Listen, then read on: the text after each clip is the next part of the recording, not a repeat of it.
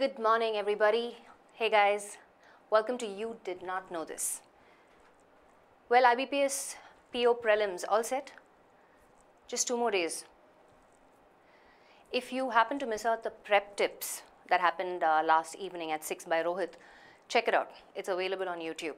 I don't know how many of you were there for the session last evening.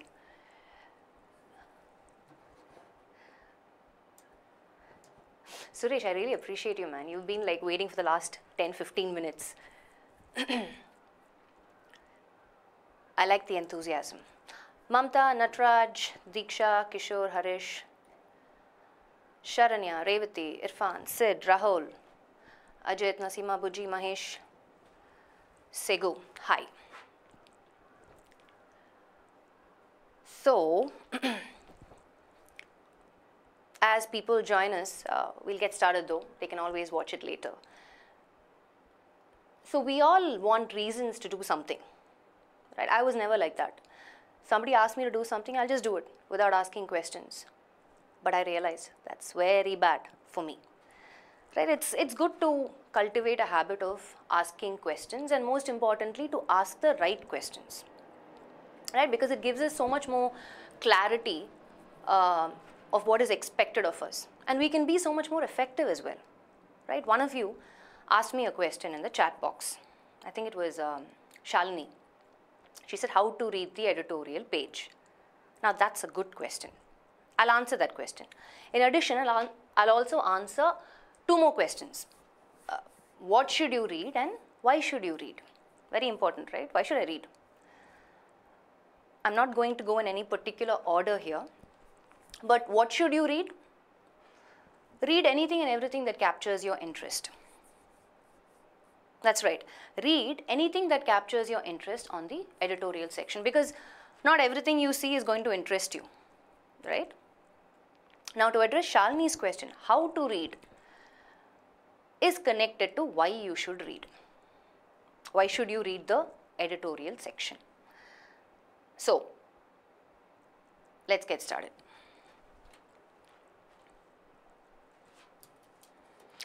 So what I did is I picked up yesterday's editorial, okay, and there were about 4 articles, some really long, some short. So the first one was Carnage in Vegas. The other one was In Need of a Psycho-Economic Boost. Then there was something called A Legacy of Liberalisation. And then there were these cold facts. And as usual, we'll have this section, right? Letters to the editor. So all these were here. So, I just thought, okay, just looking at the title of all these articles, right? Let me take you through it, so it'll make more sense. So, Carnage in Vegas, we all already know about the mass shooting that happened in Las Vegas. So, obviously, it's about that, right? Now, this word, carnage, could be a new word. I have no clue. Right, but I'm gonna read the first line. Okay, it says here, the mass shooting must awaken the U.S. to the dangers of lax gun ownership regulation. Now that word carnage, right? It might be a completely new word. I have this habit. I always dissect words. So I'm quickly visualizing it, and I'm quickly looking at the suffix age. What is a suffix? I know it's the part that goes at the end of the word, right? So I'm looking at this word can, and I'm trying to relate it to, and I remember it's a Latin origin word, okay? This word C-A-R-N, and it means flesh. Okay, so immediately I related that word, can, flesh. Here they're talking about, so I know what happened in Las Vegas, so I'm trying to associate the meaning to that word carnage. What can it mean? So I'm thinking, okay, we're talking about so many people got, they were killed. So we're talking about a large number of just people, bodies lying all over the place, flesh all over the place. So obviously carnage has to do with mass killing, right? If you look up the meaning of that word, it's called mass killing. Let's go back. So I know about that, right? I may read it, I may not read it. I'm moving on. In need of a psychoeconomic boost.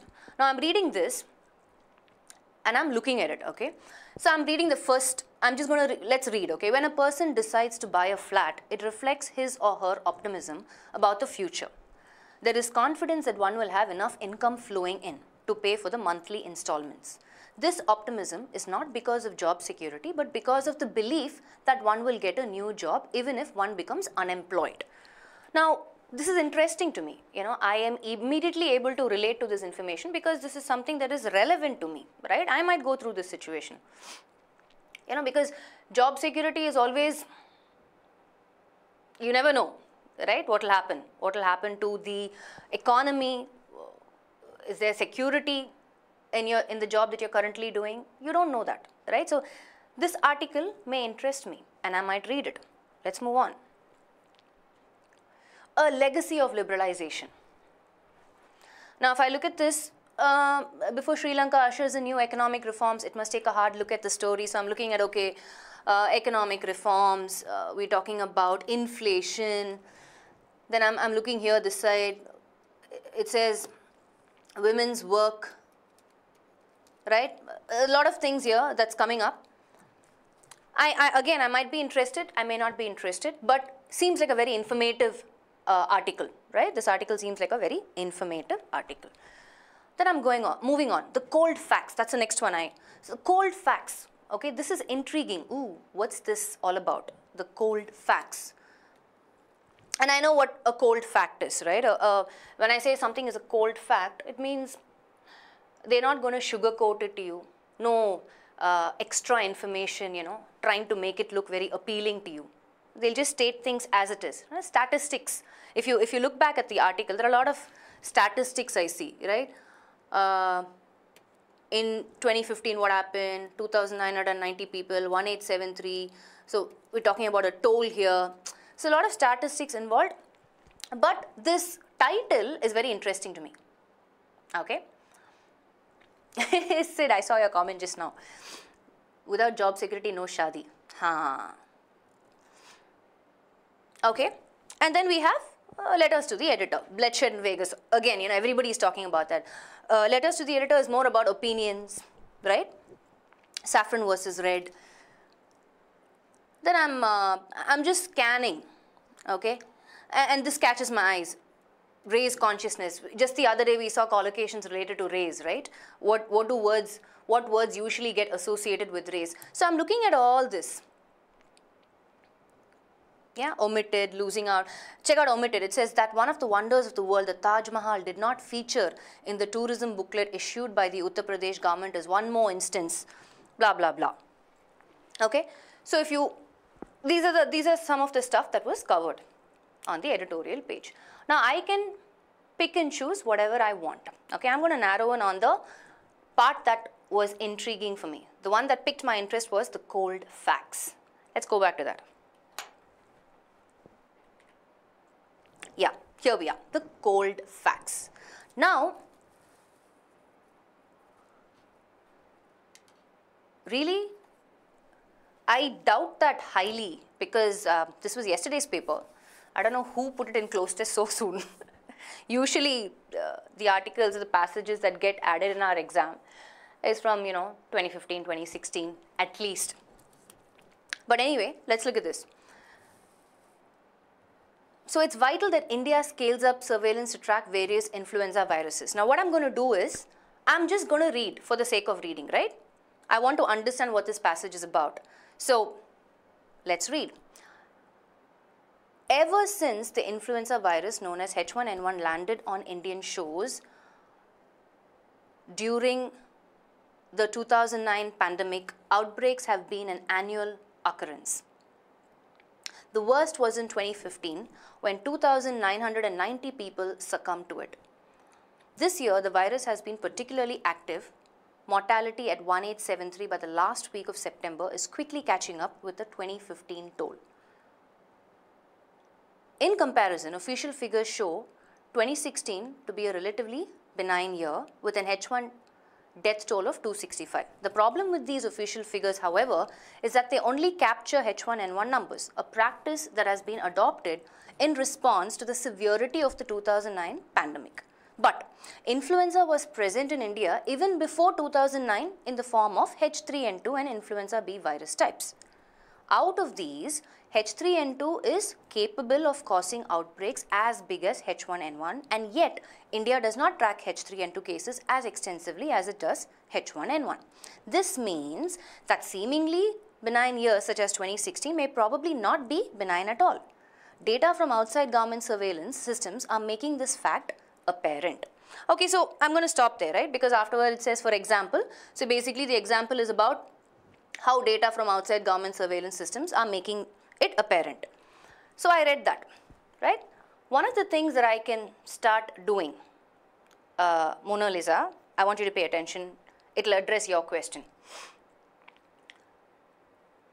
I have just skimmed the passage, right? A quick read. I just read it quickly. Now what I'm going to do is, I'm going to summarize what I read, right? I'm going to get into the practice of summarizing what I just read. So I know it's talking about that influenza virus H1N1. And I know they're also talking about how many people were, died because of that virus. 3 years are compared, last 3 years, 2015, 2016, 2017. Then they bring in another factor saying that, you know what, unfortunately, we're not focusing or we're not tracking other viruses that are equally as harmful as H1N1 like H3N2. And because of that, whatever numbers are reflecting may not be accurate. Right? This is the gist of it. I have an idea. This is what it is. It's very good to get into the habit of summarizing whatever you're reading. Okay? That's one. Next, so this is just skimming. If you had observed any of my other sessions on reading comprehension, I always look at 4 steps. The first step is skim. The next step is scan. Then you analyze positive, negative detail, and then you spend time on vocabulary, right? So skimming is extremely important, or paraphrasing on the other hand, right? I take a statement and I try and figure out what can this statement mean? What is it trying to convey to me? Basically, you're trying to restate that in your own words. What did Sid understand of that statement? What did Apurva understand of that statement, right? That's paraphrasing. Now let's go back. Let's do a little bit of scan. You're going to help me. I hope you were paying attention when I was reading the passage. Scan, let's scan. It's vital that India scales up surveillance. What's the meaning of surveillance here? Quickly, anybody, just, it's not a very difficult word at all. Your clue word is track. Darshan, if you answer this question, you'll automatically build vocabulary. What's surveillance here? It's vital that India scales up surveillance to track various influenza viruses.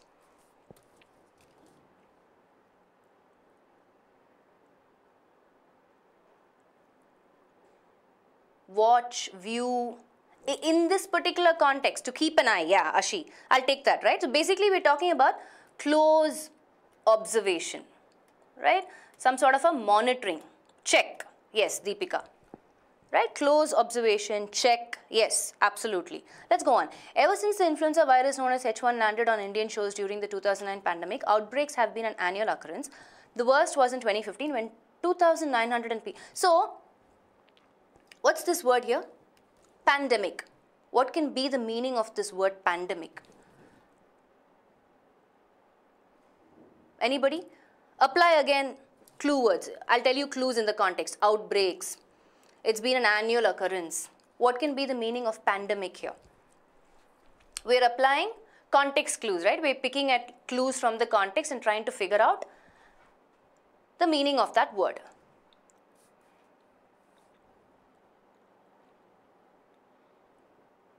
So something that is an outbreak, something that is happening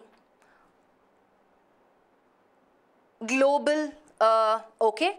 So yeah, it could be global. So something that, I would say something that's widespread, right? Prevalent throughout the country. Here we are talking about epidemic. Yeah, Vikas.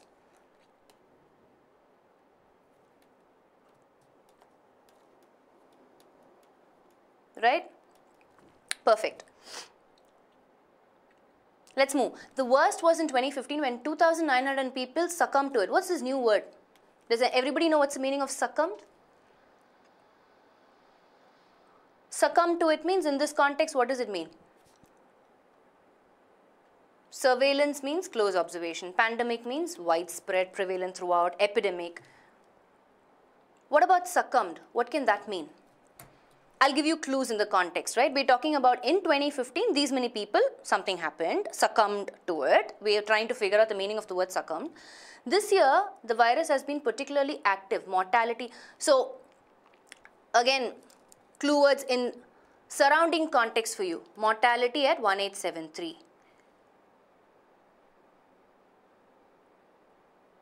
Death toll of so many in 2016. So, what can the meaning of succumb, affected, die? In this context, we're talking about death, right? Because in 2016, the numbers are showing mortality is your clue word. Again, in 2016, saying death toll. So, obviously, succumb to it means they died because of this virus. So, we're talking in context, right? In context, Segu, surrender. See, again, succumbed, we all know that one word one word can have different meanings in different contexts. In this context, it means they died. Let's move on.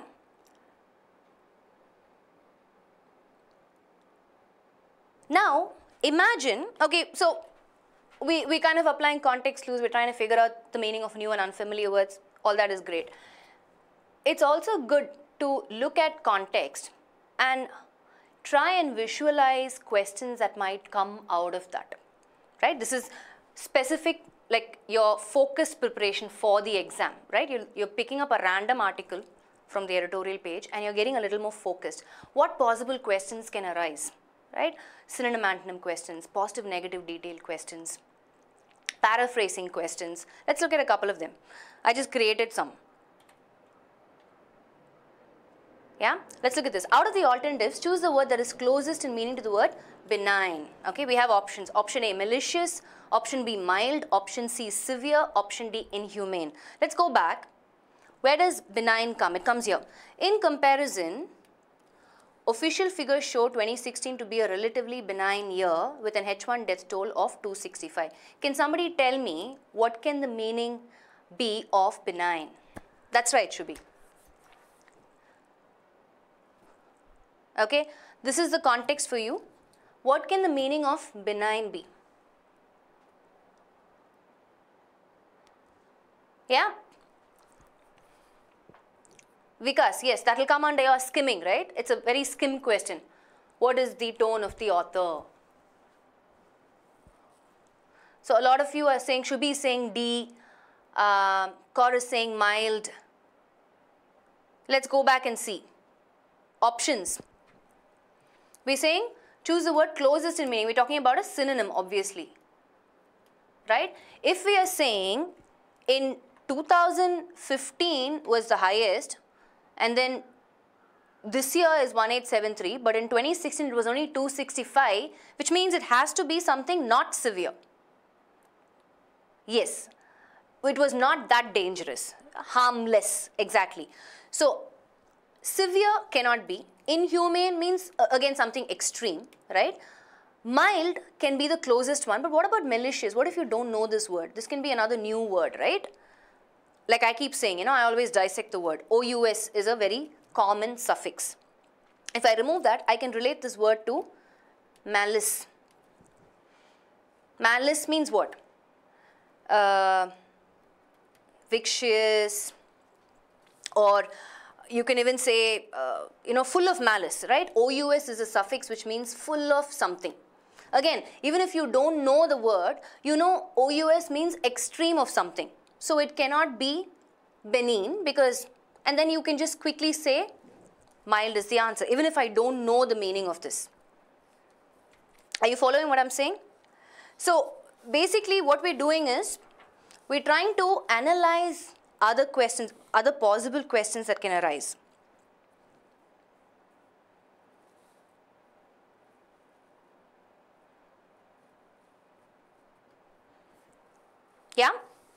Okay, let's move on. Let's look at other questions.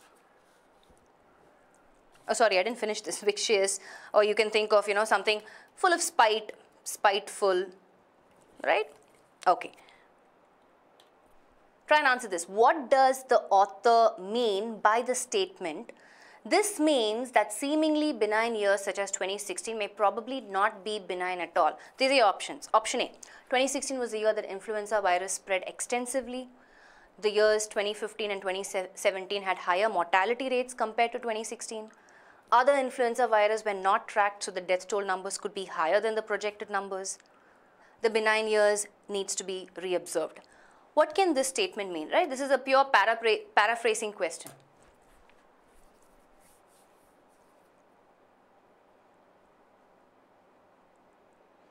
You tell me, is it A, B, C or D?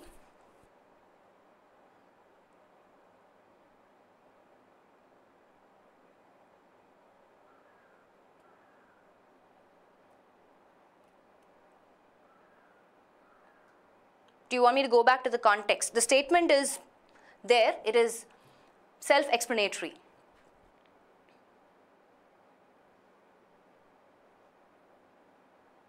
Some of you are saying B, some of you are saying D, some of you are saying C.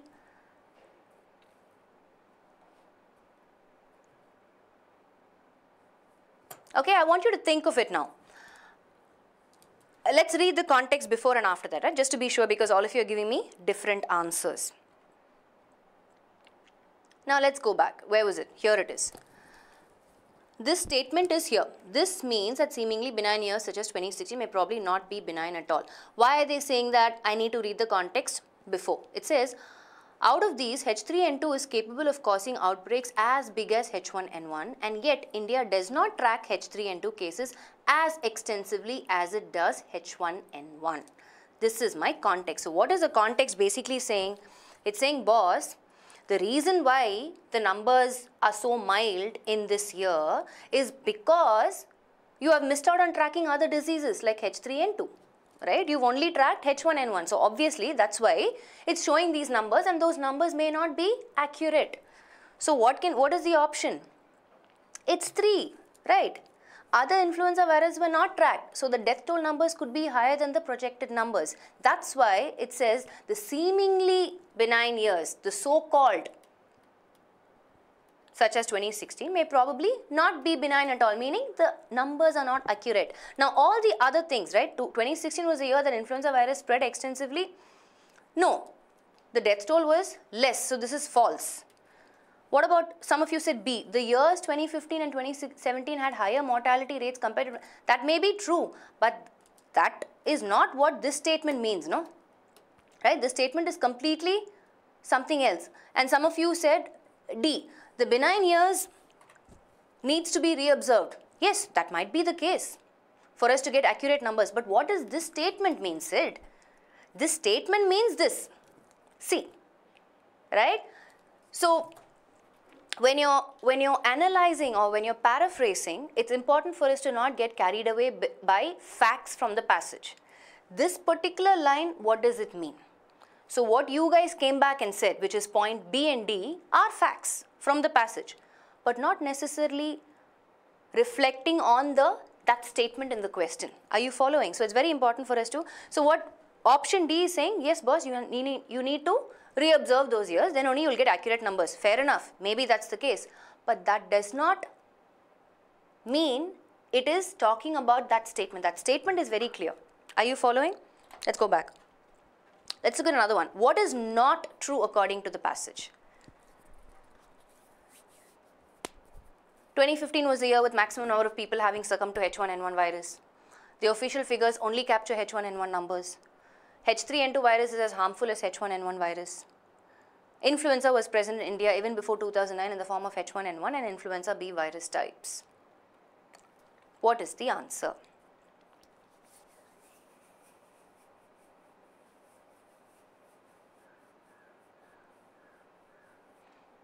So even Mahesh and Ajinkya, who's coming back and saying option D, that's a solution. But the question is, what does this statement mean?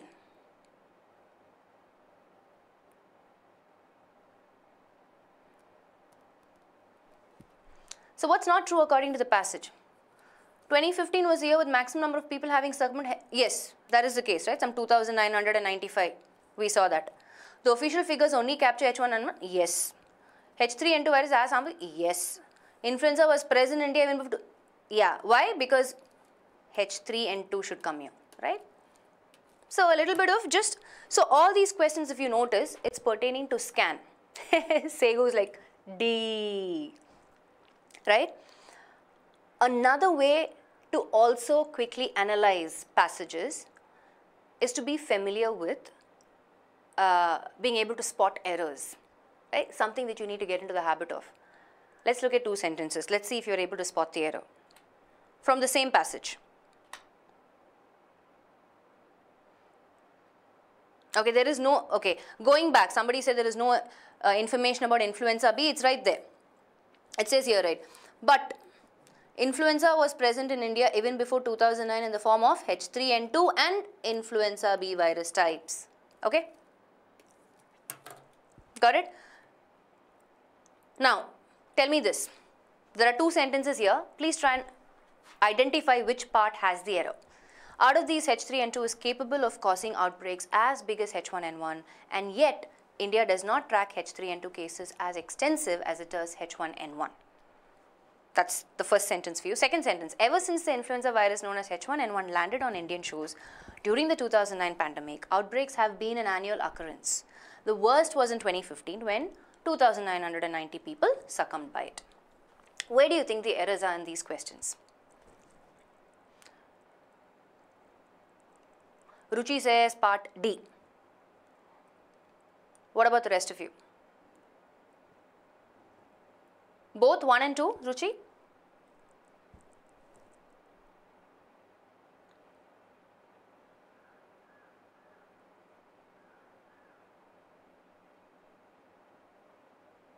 Yeah, yeah. Anybody else? Vikas says C. Vikas, okay, same person. So let's look at the first one, right? As big, and yet India does not track cases as, so we're talking about, this is your action word, verb. How are they tracking? This is an adjective form, I need an adverb form, extensively, right? So you change extensive to extensively, the error is in part D. What about the last one?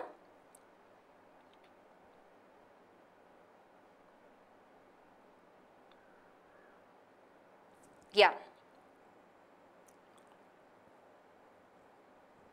Okay, the next one also, if you look at it, when people succumbed, so that's your collocation, right? You always succumb to something. You succumb to a temptation. They were succumbed by the, succumbed to the virus. They succumbed to the virus, not by. So again, the error is in part 2. You change by to 2.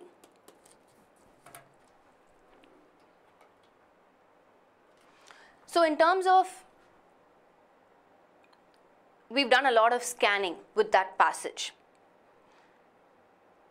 Right, now some of you might come back and say, hey Sylvia, you know what, you can read for various reasons, right? The editorial page, you can just read to improve your reading fluency. I want to get into the habit of reading to understand what I'm reading. So these techniques where we applied the technique of skimming, right? Do a quick read, try and summarize what the passage is all about. That's always good. It helps register information. Or you can say, I'm just reading to improve my general awareness. I'm just reading to acquire information. That's also a good thing to do, right? Or you can come back and say, okay, I'm reading specifically to prepare for from an exam point of view, right? I'm trying to analyze the passage. So then you can start applying these techniques of skimming, scanning, analyzing for positive, negative detail, right? Look for collocations, look for associated words. It's always succumb to, right? You land on something. So things like that. Yes, not succumbed off it, Aishwarya, you always succumb to, that's what I said, right? So you get familiar with these associated words that go together, very useful for spot the error type questions, right? So you're specifically reading from an exam point of view, trying and analyzing stuff. Or you can just read for information. whatever your reasons are for reading, right? It's good to get into the habit of reading. So how should you read? There are various ways in which you can approach the editorial page. Let me just summarize this in terms of pointers. So like I said, no, how should you read is related to why should you read. So to improve your reading fluency, you can make it a habit to apply context clues to figure out meaning of new and unfamiliar words. You can continue to expand your vocabulary, right? Carnage. We saw carnage. So try and quickly associate synonyms to carnage. We're talking about mass killing, massacre, right? So those are words that you can, other words that you can slaughter. You can quickly associate carnage to. So it's good to expand your vocabulary. Register collocations. Recollect rules and get familiar with sentence construction and increase your general awareness.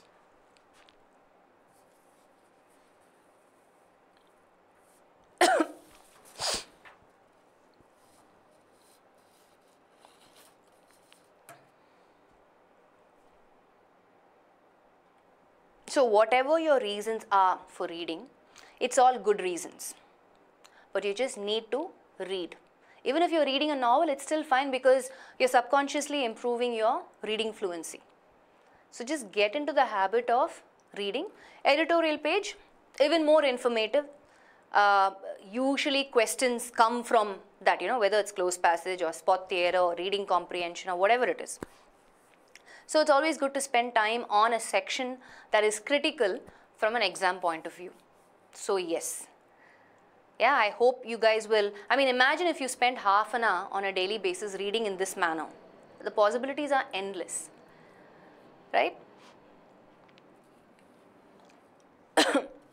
I just gave you the tips for reading comprehension, which is practicing techniques like skimming, scanning, summarizing, paraphrasing, analyzing positive, negative detail, applying context clues, trying to figure out the meaning of new and unfamiliar words. These are the techniques that you need to apply for reading comprehension. As simple as that. Both are extremely important. Listening would be more from a conversation point of view, right? Somebody's talking to you, you're either in a lecture or a seminar and you want to retain information. Selective listening is what we do, but as long as you're able to gather all the required information, you're still good, right? So on that note, I'm going to sign off. I will catch you guys next week. So all the best for those of you who are taking your exam this Saturday. I'm sure you'll do well. Keep us posted on how your experience was, and we'll take it from there. I know, Diksha, that's why I said read what interests you. But some of us don't have a choice, especially when we are appearing for these competitive exams. We just need to get into the habit and make reading a lifestyle. Makes things easier for us during the exam. Okay? Take care, guys. Bye.